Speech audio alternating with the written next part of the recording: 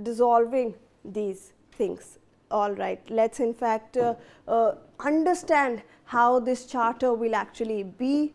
Shruti Das Gupta, Foreign Affairs expert, is joining us on the broadcast. Shruti, thank you so much for joining us on the broadcast. A very good morning to you. When we are looking at this entire Trump's Board of Peace, we are looking at this charter. In the end, Trump seems to be the person in charge of everything. If he wants, he can dissolve the board. If he wants, he can veto a decision, and in the end, what he says goes. Peace names Donald Trump as chairman, and he holds a secondary post as a representative of USA also.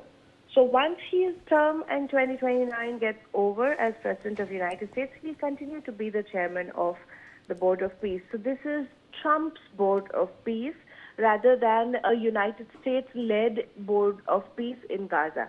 So that is one of the requirements, one of the things which is very, very controversial about it. He cannot be removed from that precedence of the chairmanship of that board. He will have to either voluntarily resign or be called incapacitable in his capacity as chairman through the executive board, and 2/3 number of members have to vote for it, saying that he is not able to fulfill his capacity as chairman, and that is why he is no longer fit to be in the seat of the chairman. And that is something which is not going to happen because Jared Kushner, Tony Blair, the other people are being selected by him specifically to be placed into the executive board.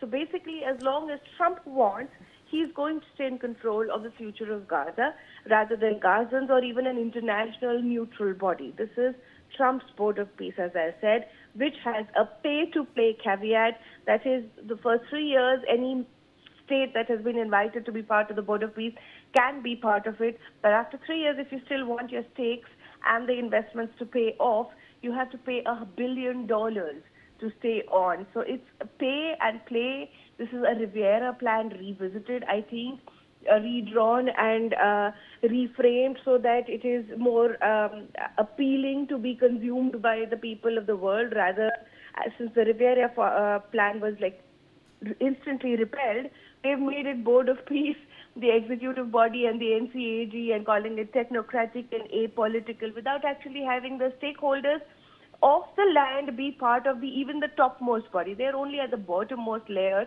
the NCAG, where the technocrats of Palestinian descent are allowed to be part of, and they too have to be apolitical. I understand the problem of Gaza, where Hamas has infiltrated the Palestinian Authority structure, but to completely disinvest Gazans from their own future is just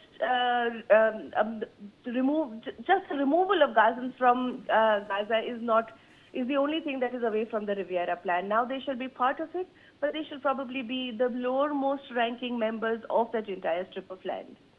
And obviously, ma'am, the charter itself is very concerning because it has a lot of provisions where it gives a lot of power to Trump, whose term also has not been listed. It's indefinite. He can hold the office as long as he wants.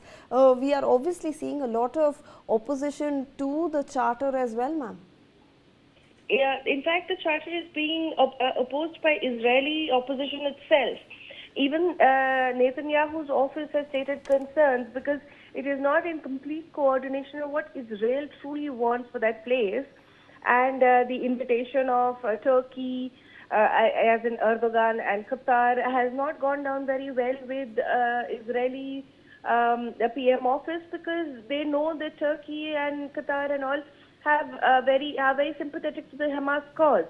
So this continues to be a U.S.-led plan for U.S.-based investment, for U.S.-based ideas.